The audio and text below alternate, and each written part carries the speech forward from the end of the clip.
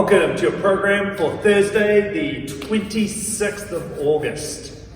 So today, team, we've got a fun workout that we're going to be going through. Starting off, we're going to get you nice and warm. Just heat yourself out for a 100-meter run, get some blood flowing, just a nice steady pace on that. Then when you come in, we're going to get your glutes and legs nice and warm with some wide step lunges. So those long step lunges or wide step lunges, just looking to go a little bit further than what you normally would. Get a bit of a stretch through the hip and a nice powerful step back each time. Following that, you're going to add some bear crawls in, maybe in your driveway. For these, when you get into on all fours, knees low to the ground, and just going to be crawling about 8 meters forward, 8 meters back, if you've got the space to be able to go through those.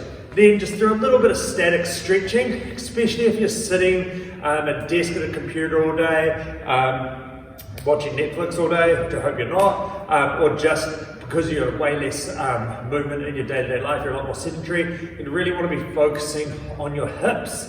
I've actually got a good little stretching routine, which I'll be sending out to everyone in the next day or so, primarily focusing on the hips, preventing back pain. So going through just that lunge stretch that we do quite frequently, we're upright, then when you're reaching forward, opening up, and then opening up the other way. That's really good for just stretching that whole lower body. And then something for overhead, like just putting your hand on the door at about shoulder height, stretching through the chest, and then the same thing above the head, stretching through, rotating. So after you've gone through about 5 minutes of that, and you're nice and warm, you're going to move into your strength piece. So over the strength piece, we're going to be working through 4 sets of various different exercises depending on what equipment you have available.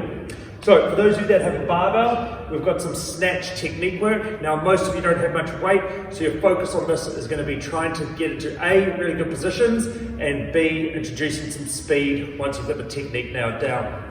So the first exercise you're going to be working through is a muscle snatch. So you can take your barbell, you're going to be doing that starting at the hip pocket, chest up nice and high, dip, hinge forward, and then you're going to track that bar to your hips, drive your hips forward, and bring that bar above your head.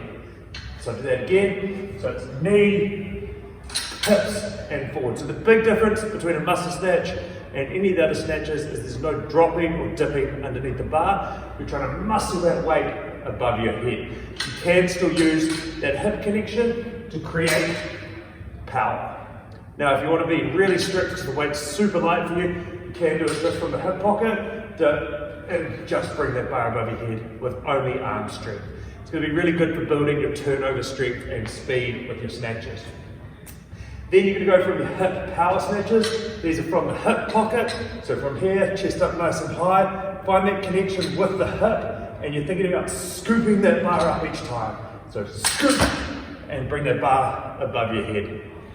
And then finally, the last one you're going to be working through is your snatch balance.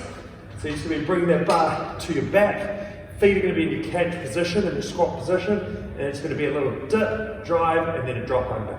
Through, riding that bar into the bottom, getting comfortable coming underneath that weight.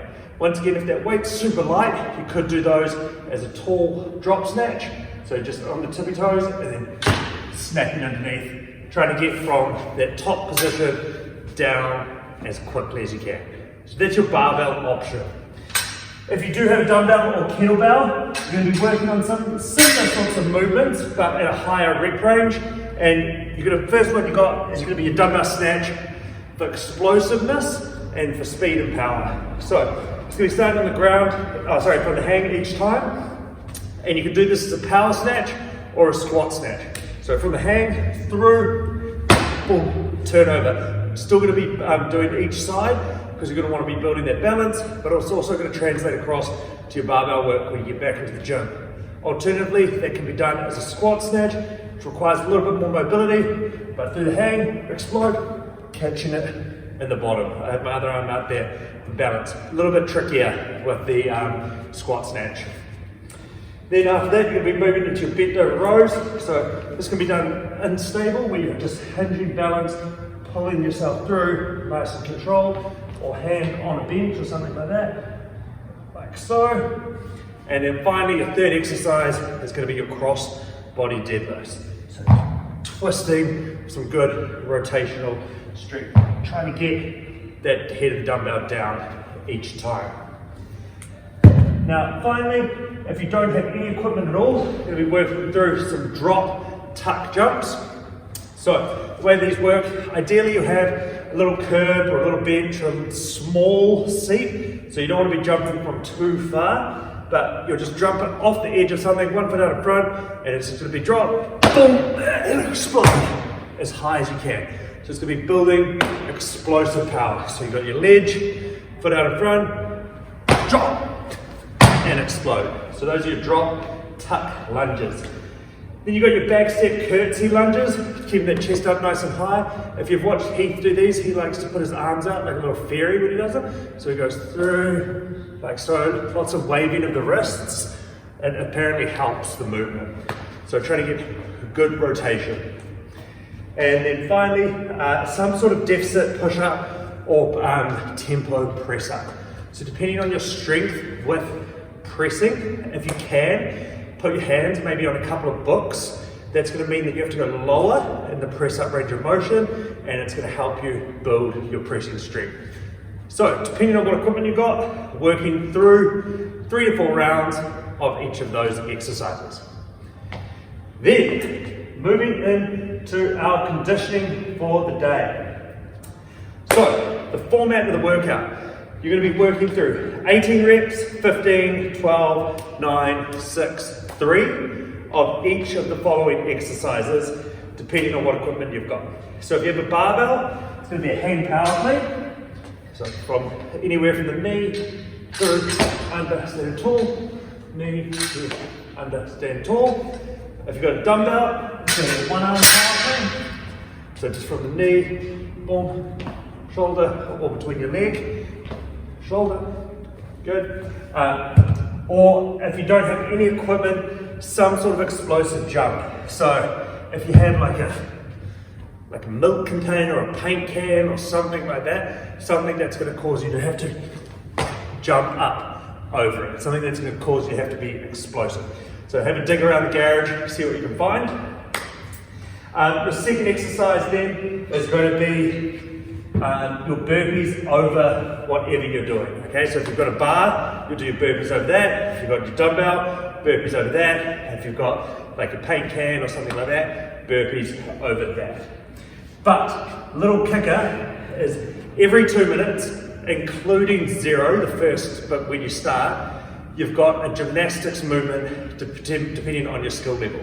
So the most fundamental version you'll be working through is just an inchworm, starting with your hands touching your toes and walking out, right to Superman and back in.